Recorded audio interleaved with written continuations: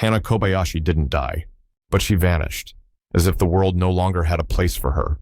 On November 8th, 2024, Hannah, a 30-year-old photographer from Maui, stepped off a plane at Los Angeles International Airport.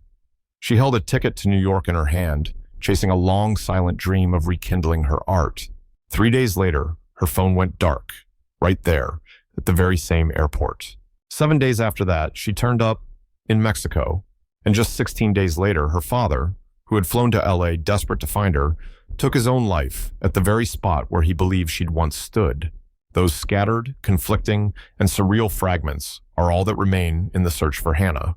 A young woman disappeared, with no kidnapping, no ransom demand, and no surveillance footage showing a wrong turn. Only a quiet retreat into darkness. And the most haunting part of it all is that when Hannah came back, she still refused to say what really happened.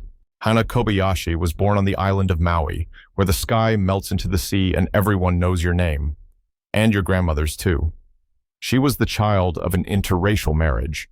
Her mother, a white woman from Oregon, her father, a Japanese-American born and raised in Hawaii. Hannah's childhood was barefoot afternoons on the sand, the gentle sound of ukuleles drifting from a neighbor's porch, and the steady, watchful eyes of a father who placed every hope on his only daughter. She was never the loud type. Quiet, introspective, and deeply sensitive, Hannah let her camera speak the words she couldn't say out loud. Every photo she took carried a stillness. An elderly woman on her porch with one sandal off-kilter, or the soft, dying light falling over a laundry line at dusk. People would say her photos made them feel like something was slipping away, something you couldn't quite name.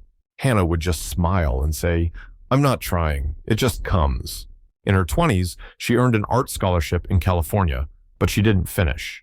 Her first love, a smooth-talking, curly-haired guy, whisked her away to New York, only to leave her behind in a cold apartment with nothing but debt. Hannah returned to Maui, moved back in with her parents, picked up a part-time waitressing job, and kept taking photos, posting them to a small Instagram account. She never went viral, but she had a loyal following, mostly women her age, drawn to the quiet comfort in her images. In 2024, on her 30th birthday, Hannah told her father she was ready to try again. She would go back to New York, start a new life, step into the art world head-on, beginning with everything she used to fear. "This time will be different," she said. "I know what makes me happy now, and I'm not walking away from it again." Her father didn't say much.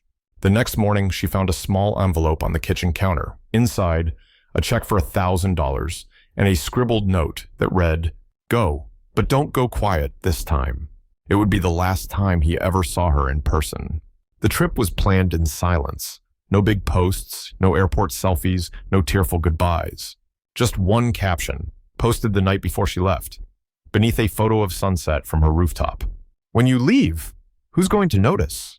On November 8th, she landed in Los Angeles, a layover between Maui and New York. She texted her mom, at LAX, waiting for flight. And then, nothing. What confused everyone was that there hadn't been any signs. No history of depression, no fights, no breakdowns. She was still posting latte photos, gentle poems, quiet, still lifes. But later, when everything started to unravel, the little things came back. Things that only make sense after you've lost someone. She once said she was tired of sounds no one listens to. She forgot her wallet 3 times in 1 month. And after dinner one evening, she hugged her mother for a long time and whispered, "Do you think there are places you can disappear and no one would even know?" Her father, a quiet man himself, began to worry. He checked her flight status and realized Hannah had never boarded the plane to New York. He called the airline. The ticket had gone unused. He phoned the hotel she'd booked. They had no record of a check-in from Hannah Kobayashi. 3 days after she went silent, he booked a flight to Los Angeles. He stepped off the plane into the same terminal where his daughter had vanished, carrying hope in one hand and fear in the other. He printed flyers, talked to airport staff, reviewed security footage. He sat for hours in the main terminal, the same place Hannah once waited, watching the crowd blur past. "Maybe she's still here," he wrote on a postcard he never sent. But Hannah was not there. She had left the airport. A day later, her phone pinged in San Isidro, near the Mexican border. And just hours after that, a surveillance camera captured a woman resembling Hannah, walking alone through the Tijuana border crossing. No one understood. She had no passport, no friends there, no reason. And the most heartbreaking part of it all, even after the footage went public, she still didn't call home. No one knew that by then, Hannah had made the choice to truly disappear. On November 11th, at exactly 4:01 p.m., Hannah Kobayashi's phone sent out its final location signal from somewhere near LAX Airport. Then, silence. From that moment on, everything unraveled like a torn canvas. No one knew where she went. No one saw her board a plane. No airport staff remembered speaking with her. And the police? They had no grounds for a missing person case. Technically, Hannah was an adult, and choosing to vanish isn't a crime. But Ryan Kobayashi, her father, refused to accept that. He believed something was wrong. Something had happened in the quiet footsteps his daughter left behind. He walked to the airport terminals, talked to anyone who would listen, begged to see the security footage, but was denied. "All I want to know," he said, "is whether she went in or went out." No one had an answer.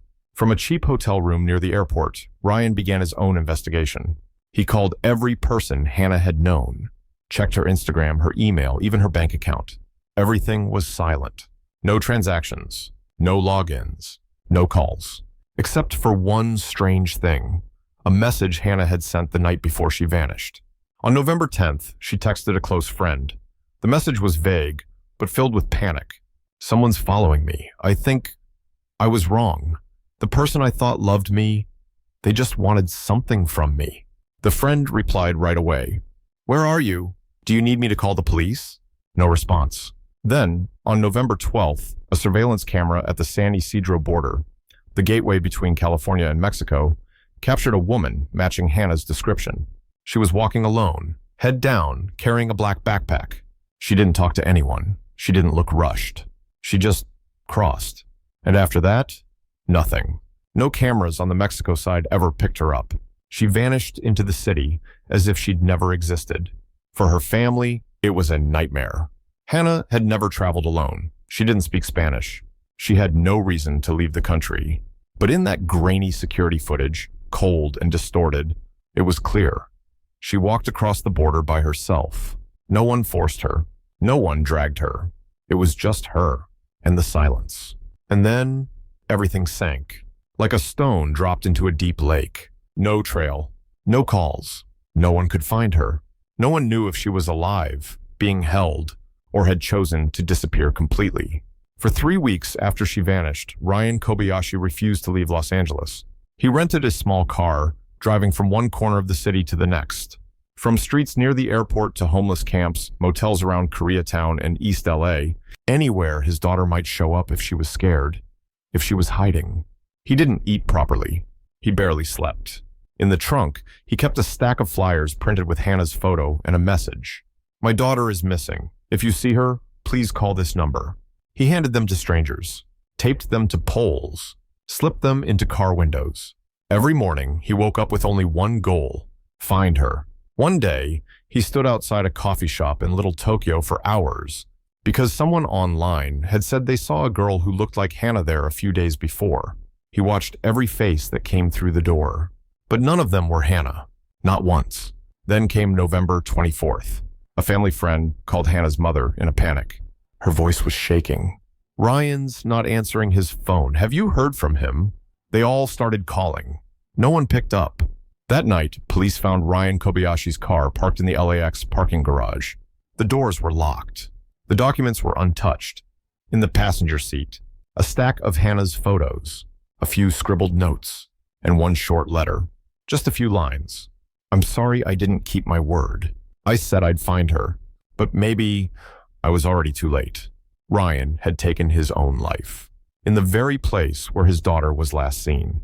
The news hit like thunder. The family collapsed. Hannah's mother collapsed in the kitchen. Her younger brother couldn't speak. Someone called a journalist, but the story barely made the news. A 50-something Asian man who took his life after his daughter disappeared in a city as loud as Los Angeles wasn't sensational enough for the headlines. But back in Maui, it was different. The community gathered outside the church with candles. They shared Hannah's photo. They prayed for her return. But even that hope began to fracture. Because now the question wasn't just, where is she? It became, how does a father die not knowing if his daughter is alive or already gone? That question would follow Hannah for the rest of her life. But at that moment, she still hadn't come back. And people started to wonder, maybe she never would. After Ryan Kobayashi's death, the search for Hannah entered a different stage. It was no longer a rescue. It became a puzzle. What remained were fragments. Unclear, contradictory. No official explanation.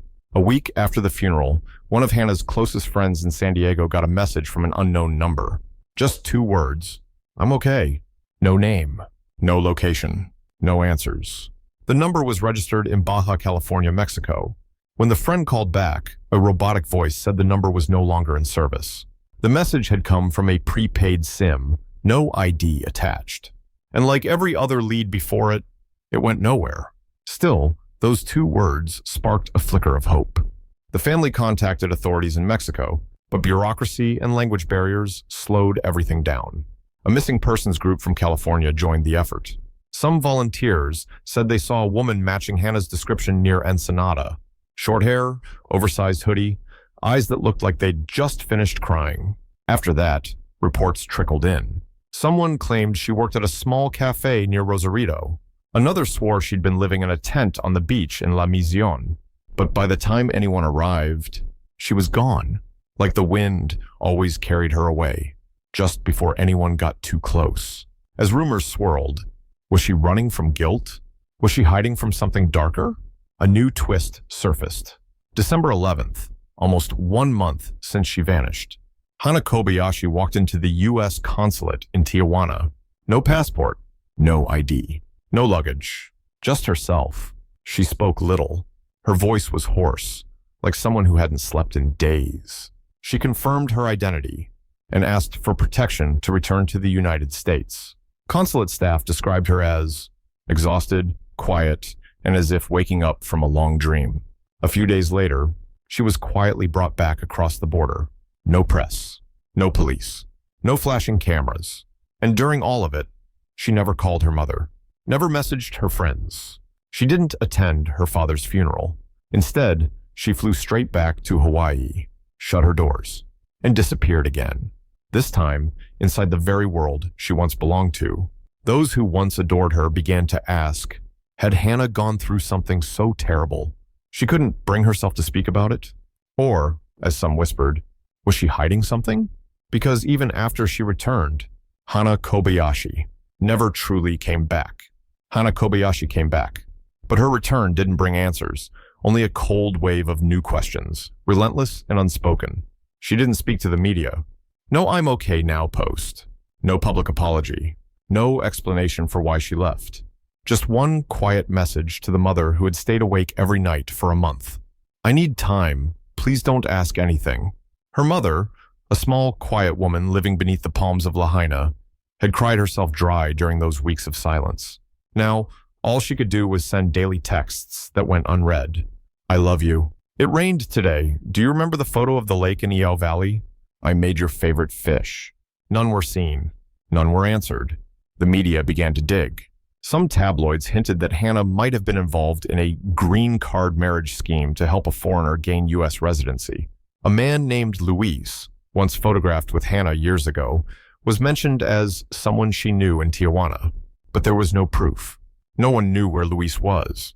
And Hannah, she didn't confirm or deny. When asked, an old friend of hers said simply, she used to believe that telling the truth meant losing everything.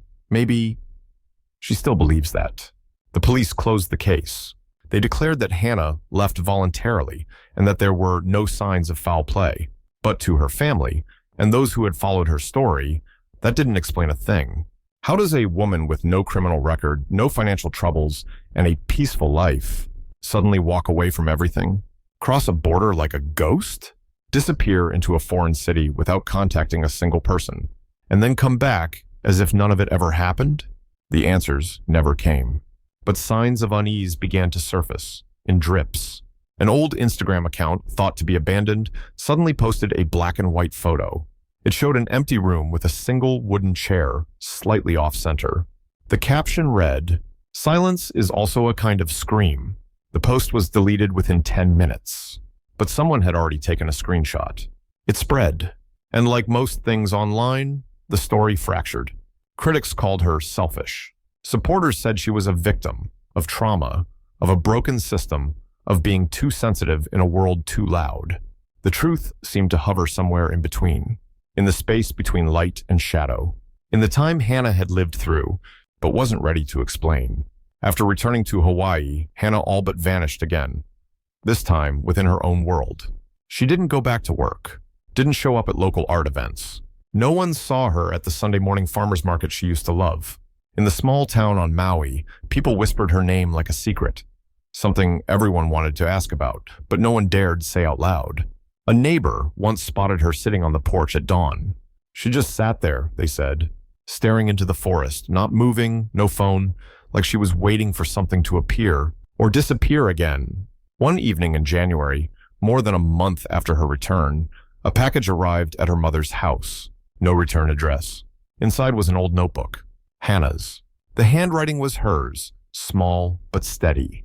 It wasn't a diary, not a letter, just fragments, like someone trying to piece together a story they themselves didn't fully understand. Sometimes you walk into a room and you feel like the room knows something you don't. He said, "You have to trust me or you'll lose everything." And then I lost everything. Some nights I think, if I just keep walking, maybe I'll get to a place where no one asks if I'm okay. There were no names, no dates, no places, but one page, the only one, was underlined in red. If someone finds this, know that not everyone who disappears wants to be found. The notebook was never shared publicly. Her mother kept it, a fragile piece of a daughter who once smiled so brightly in front of a camera. When asked if she was angry, the mother simply said, "No, I'm just heartbroken she had to carry that alone." And maybe that heartbreak is what binds together everyone who's ever been left behind in silence. Not with anger, but with 1,000 unanswered questions. And strangely, the less people knew about what really happened to Hannah, the more her story spread. On forums, on TikTok, on YouTube. People spun theories about trafficking rings, cults, fake identities, or an undiagnosed psychological collapse. But through all the noise, the one voice missing was Hannah's. She still hasn't said a word. And the question that lingers isn't just, why did she disappear? But something even heavier. What if the scariest part is not that she vanished, but that she came back and still didn't feel safe enough? To tell the truth, before Ryan Kobayashi ended his life, he left behind a small wooden box locked with an old padlock, one whose combination only one person had ever known, Hannah. The box wasn't large, but it was heavy. After Hannah returned, her mother, hands trembling, eyes unreadable, placed it in her daughter's lap and quietly left the room. Inside were objects of no value to the world, but they were everything to a father.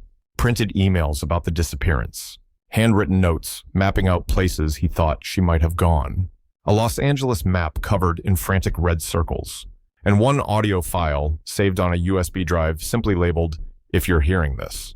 The voice in that file didn't sound like the Ryan Hannah remembered.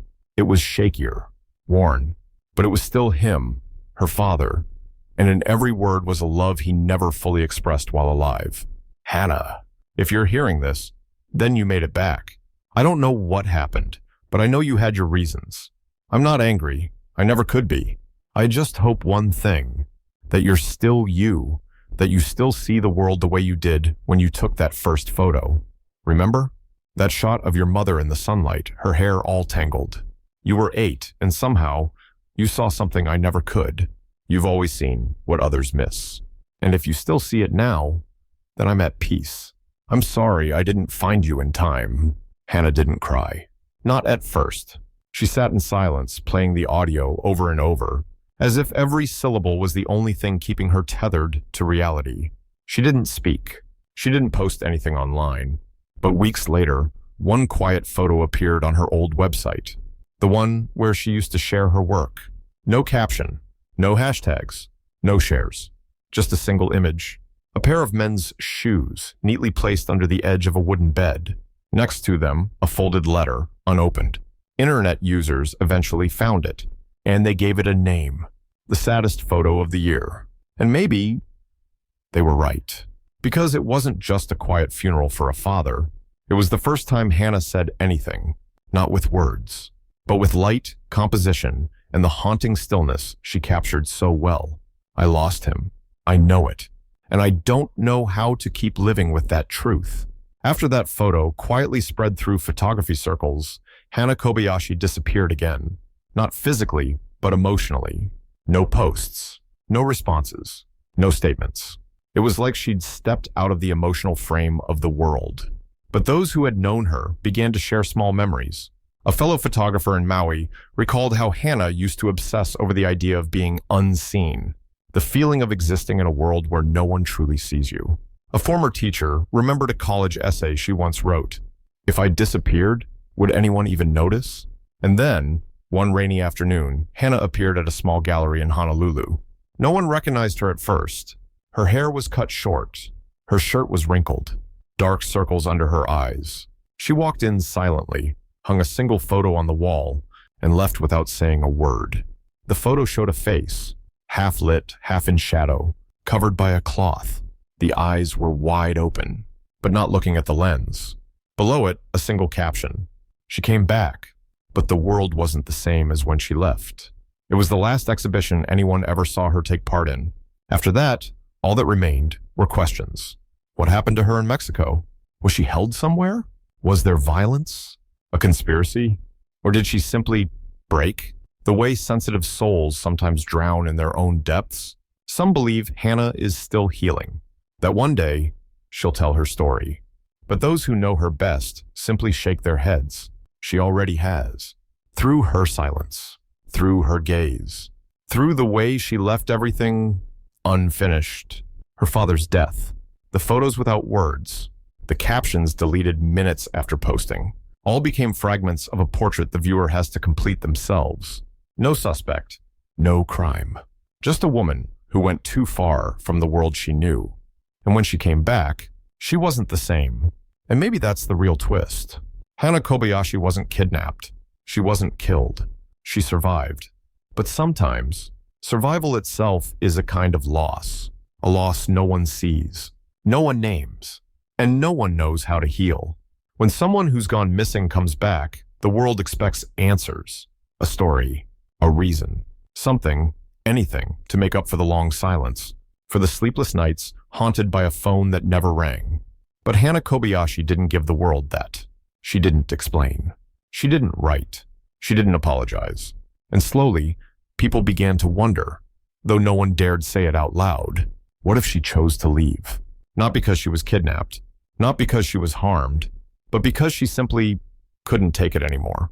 What if Hannah walked away from a world where everything had to be posted, explained, shared, processed through someone else's lens? What if she crossed the border, not in fear, but in search of a place where silence was allowed, where no one asked her to be okay? And if that's true, do we even have the right to be angry? Does a voluntary disappearance make the pain of those left behind any less real? Or does it cut deeper? Because no one stole your loved one away.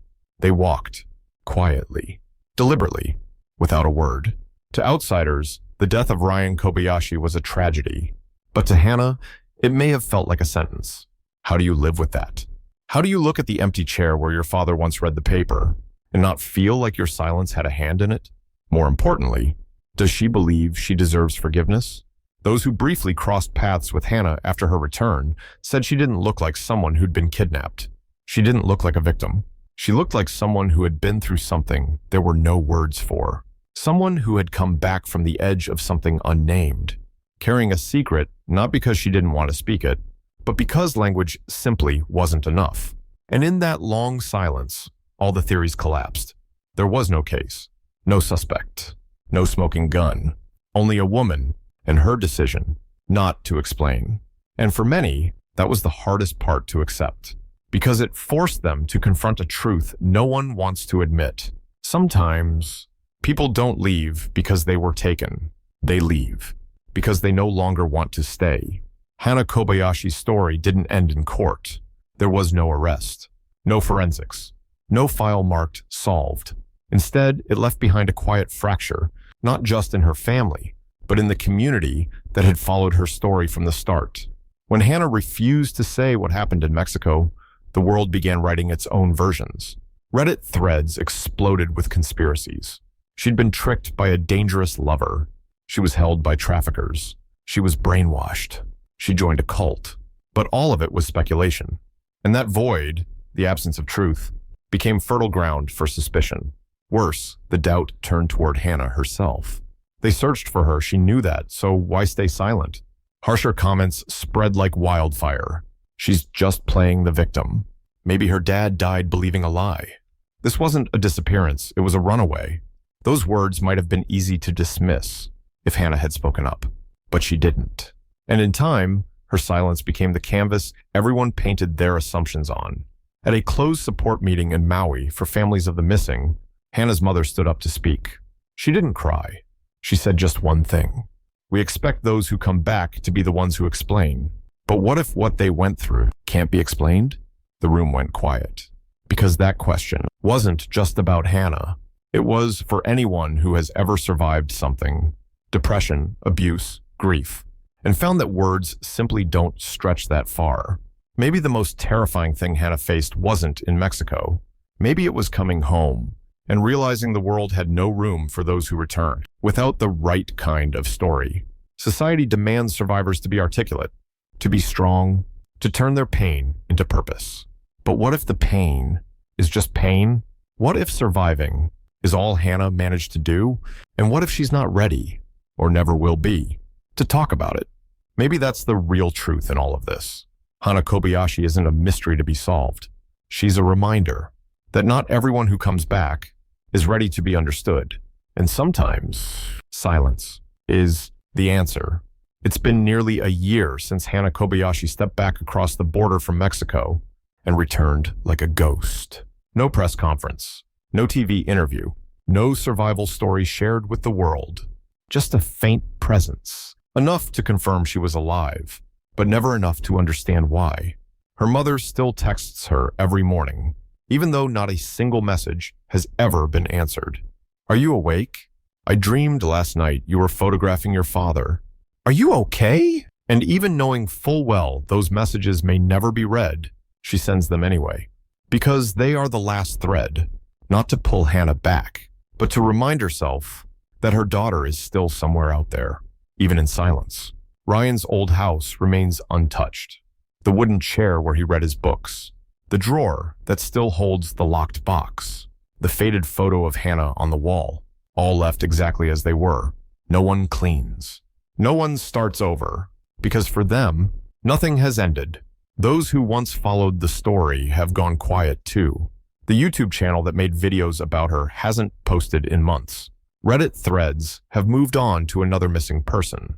The social media timeline scrolls forward, as it always does, leaving behind anything without a clear resolution. But somewhere, someone still remembers. Because Hannah's story was never a crime case, it was a fracture, a crack in the belief that if we disappear, the world will stop to find us. That if we're hurting, someone will heal us. That if we come back, everything will go back to how it was. And when none of that happens, when someone we love dies waiting, when truth can't settle the noise, when we ourselves can't speak what we lived through, the silence that follows is what stays the longest. What lies between us and Hannah now is no longer just a story, it's a choice. What do we choose to believe? That she was a victim?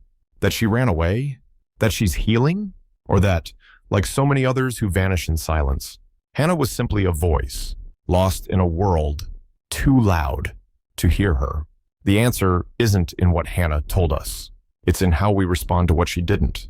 And in the choice we all must face, whether to keep demanding answers or to accept that some things belong only to those who lived them.